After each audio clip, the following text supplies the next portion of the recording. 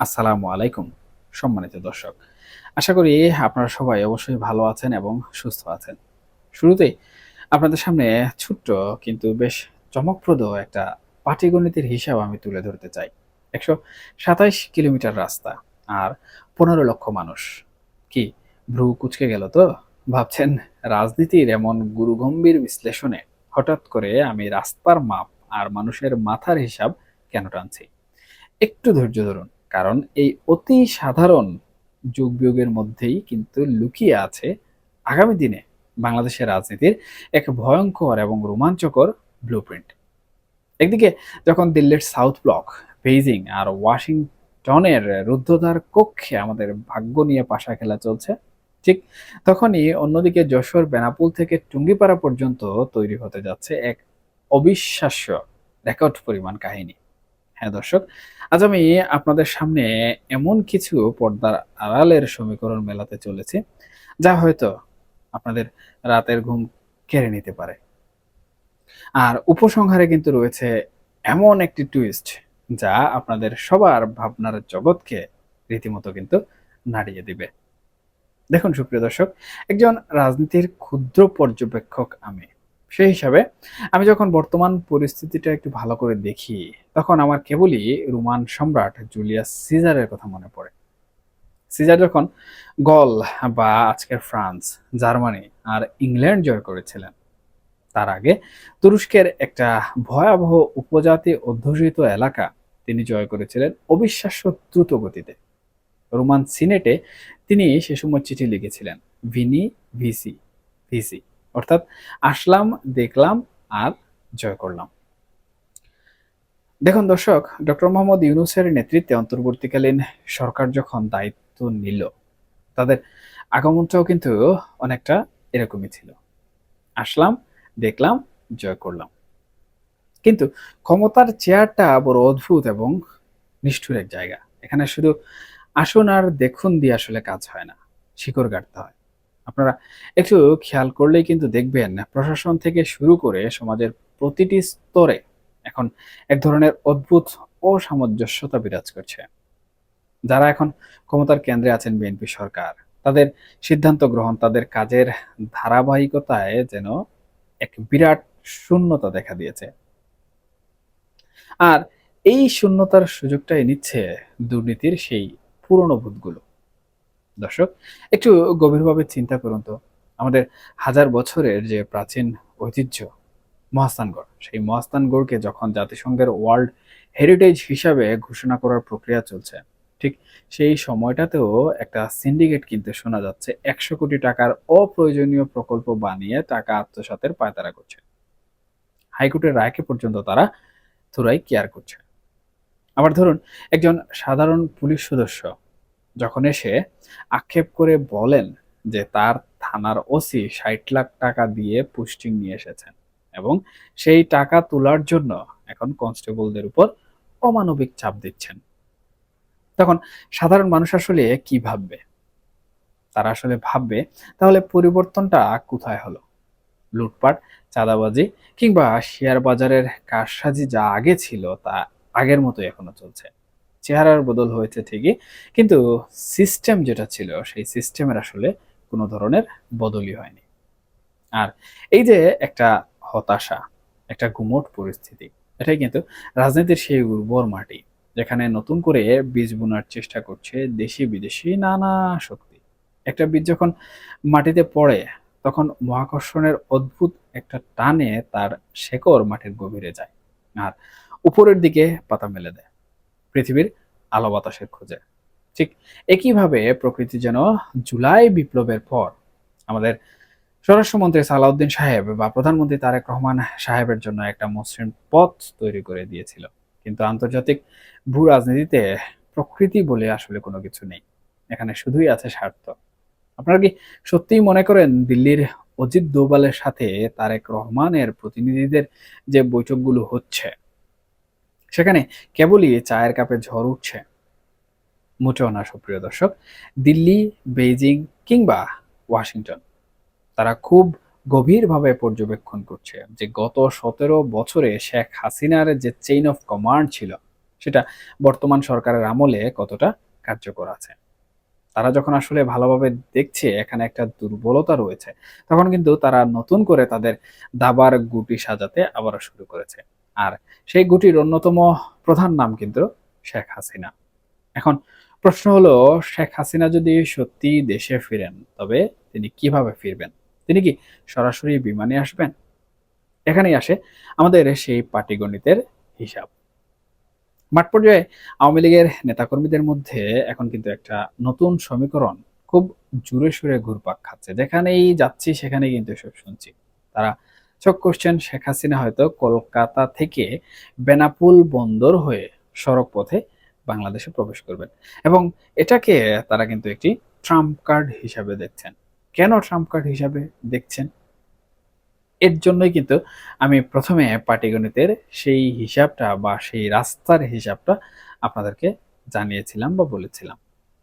দেখুন সুপ্রিয় দর্শক, আওয়ামী লীগের যে সকল কর্মী সমর্থক রয়েছে, তারা ৫ই আগস্টের পর থেকে এখন পর্যন্ত দেশের অভ্যন্তরে থেকে, পলাতক থেকে যেভাবে আওয়ামী লীগের জন্য মন প্রাণ উজাড় করে দিয়ে বিভিন্ন ধরনের ঘোষিত হোক কিংবা অঘোষিত হোক কর্মসূচি পালন করছে, এবং মাঠের রাজনীতিতে ফেরার জন্য তারা যেভাবে আপ্রাণ চেষ্টা করছে, আবার বিদেশে যারা পালিয়ে গেছেন তারাও কিন্তু সেখানে বসে যেভাবে নানা ধরনের অ্যাক্টিভিটি করছেন এবং লবিং তদবিরে এগিয়ে যাচ্ছেন, তাতে করে এই উভয় শক্তি বাংলাদেশের মাটিতে যদি ঐক্যবদ্ধ হয়ে কোনো একটি ঘটনা ঘটানোর চেষ্টা করে, তাহলে সেটা কিন্তু আমি মনে করি বাংলাদেশে নতুন করে আরেকটি ইতিহাস তৈরি করবে, এবং সেই ইতিহাসটাই হবে শেখ হাসিনার স্বদেশ প্রত্যাবর্তন 2.0, যেটি নিয়ে কিন্তু আমরা রীতিমতো সামাজিক যোগাযোগ মাধ্যমে এক ধরনের হই হুল্লোড় দেখতে পাচ্ছি। এক কথায় বলা চলে, উৎসব উৎসব রব চলছে আওয়ামী লীগ নেতাকর্মীদের মধ্যে। এমনকি এটাও দেখা যাচ্ছে, যারা এতদিন পর্যন্ত আওয়ামী লীগের রাজনীতি করতে না গিয়ে কিন্তু এতদিন পর্যন্ত ভয় ভীতিতে চুপচাপ ছিলেন, তারাও কিন্তু মোটামুটি তাদের অবস্থান থেকে বের হয়ে আসছেন, আত্মগোপন থেকে বের হয়ে আসছেন, এবং তারা তাদের চেহারা কমপক্ষে সামাজিক যোগাযোগ মাধ্যমে হলেও দেখানোর চেষ্টা করছেন। এখন একবার চিন্তা করুন তো, এই সাহসী নেতাকর্মীরা যদি একযোগে শেখ হাসিনার আসার পথে বা শেখ হাসিনা যে জায়গা দিয়ে আসবেন সেই জায়গায় যদি মানব ঢাল তৈরি করে বা একসাথে জড়ো হয়, তাহলে পরিস্থিতিটা আসলে কোন দিকে যাবে? এটা কিন্তু দুটো দিক রয়েছে, পজিটিভ দিক এবং নেগেটিভ দিক। কন্ট্রোল করতে পারা সরকারের পক্ষে, এবং সরকারের পক্ষে কন্ট্রোল করতে না পারা। সরকার যদি এটাকে কন্ট্রোল করতে না পারে, তাহলে কি হবে? তাহলে আমি মনে করি আওয়ামী লীগ তাদের ঐতিহাসিক প্রত্যাবর্তন 2.0 সফলভাবে করতে পারবে, এবং এটি সফল হয়ে গেলে আমার যে ক্ষুদ্র পর্যবেক্ষণ, সেই পর্যবেক্ষণ থেকে আমি স্পষ্টভাবে বলতে পারি যে বাংলাদেশে আওয়ামী লীগের রাজনীতি নিষিদ্ধ করে রাখা হোক কিংবা তাদের বিচারিক প্রক্রিয়ার মাধ্যমে যদি একদম কোণঠাসা করে নিশ্চিহ্ন ঘোষণা করা হোক, তাও কিন্তু আওয়ামী লীগের রাজনীতি কখনোই বন্ধ করা যাবে না। বরঞ্চ এই বিজয়ের কারণে তারা কিন্তু বাংলাদেশের মাটিতে আবারও এক অঘোষিত একক আধিপত্য সৃষ্টি করা শুরু করবেন। যেটা কেউ কিন্তু এর পরবর্তীতে আর আটকাতে সক্ষম হবে না। এমনকি ২০২৪ সালের যে বিপ্লব কিংবা অভ্যুত্থান অথবা আন্দোলন ঘটেছিল, সেরকম আন্দোলন গড়ে তোলার সাহসও কিন্তু ভবিষ্যতে আওয়ামী লীগের বিরুদ্ধে এই বাংলাদেশের মাটিতে গড়ে তুলতে হলে আমি মনে করি যুগের পর যুগ ১৫ কিংবা ৩০ অথবা ৩০-এর ডবল ৬০ বছর লেগে যেতে পারে। দর্শক, সেই অঙ্কের হিসাবটা শেষ করে নেই। বেনাপোল থেকে গোপালগঞ্জের টুঙ্গিপাড়া পর্যন্ত এই ১২৭ কিলোমিটার রাস্তায় তারা একটা অবৈধ মানব প্রাচীর তৈরি করার পরিকল্পনা করছে। তারা হিসাব করছেন, দক্ষিণবঙ্গে যদি ৫ কোটি মানুষ থাকে আর তার মধ্যে যদি মাত্র ৩০% আওয়ামী লীগের সমর্থক, কর্মী কিংবা ভোটার হয়, তবে সেই ১.৫ কোটি মানুষের মধ্য থেকে অন্ততপক্ষে ১০% অর্থাৎ ১৫ লাখ মানুষ সেদিন রাস্তায় নেমে আসবে। ১,২৭,০০০ মিটারের এই রাস্তায় যদি ১৫ লাখ মানুষ দাঁড়ায়, তবে প্রতি মিটারে অন্ততপক্ষে ৬ জন করে মানুষ গায়ে গা লাগিয়ে দাঁড়িয়ে থাকতে পারবে।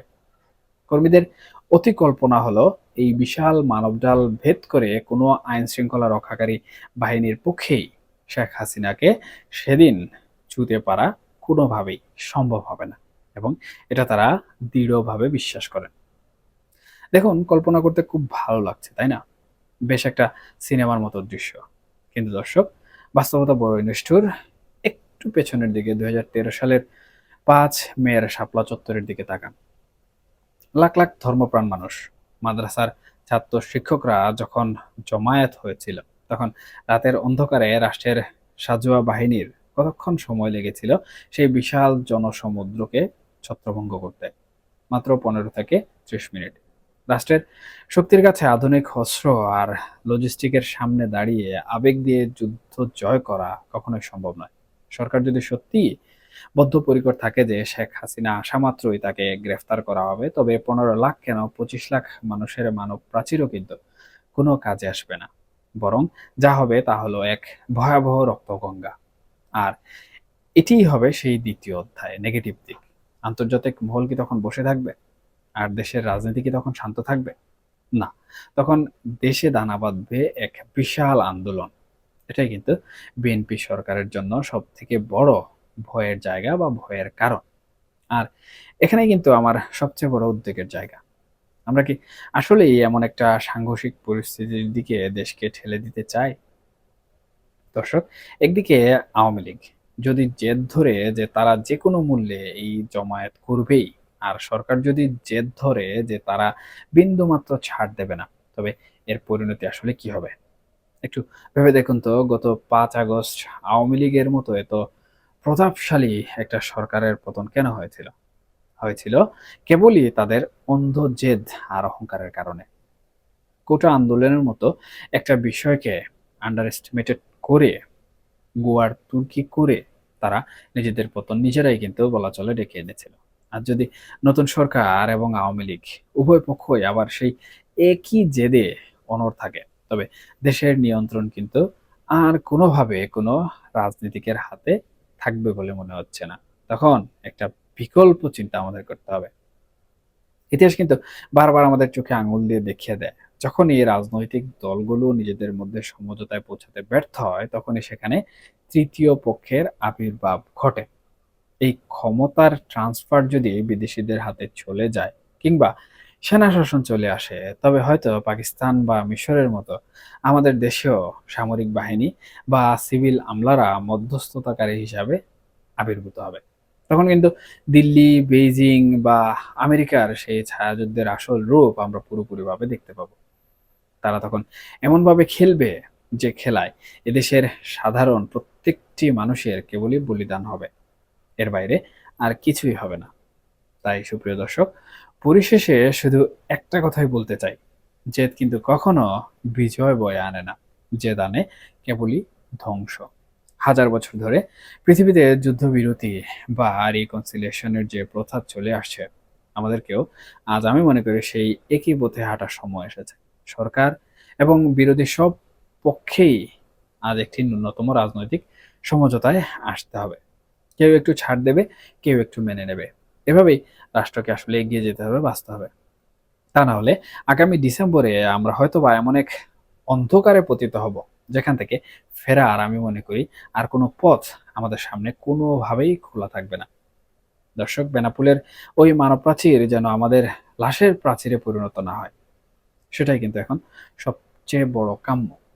এর পাশাপাশি আমাদের সরকার যারা আছেন তারাও যেন এমন কোনো সিদ্ধান্ত না নেন যাতে বাংলাদেশের ভবিষ্যৎ রাজনীতি অন্ধকারে পতিত হয় এবং একটি অস্থিতিশীল বাংলাদেশ আবারও পুনর্জন্মিত হয়। এখনকার মতো এ পর্যন্তই। সবার জন্য দোয়া এবং ভালোবাসা রইল। এর পাশাপাশি সবাই মহান সৃষ্টিকর্তার কাছে প্রার্থনা করবেন যেন আমাদের দেশে এ ধরনের কোনো ঘটনা না ঘটে। আমাদের নীতি নির্ধারক এবং যারা বর্তমানে এমন পরিকল্পনা করছেন, তারা উভয়ে যেন একটা সঠিক বিচার বুদ্ধির মাধ্যমে সকল রাজনৈতিক দল মিলে একটা সমঝোতার মাধ্যমে দেশের রাজনীতিতে স্থিতিশীলতা বা ব্যালেন্স নিয়ে আসেন। এটা যেন খুব দ্রুত বাস্তবায়িত হয়। ধন্যবাদ সবাইকে। ভালো থাকবেন, সুস্থ থাকবেন, অবশ্যই নিরাপদে থাকবেন। আল্লাহ হাফেজ।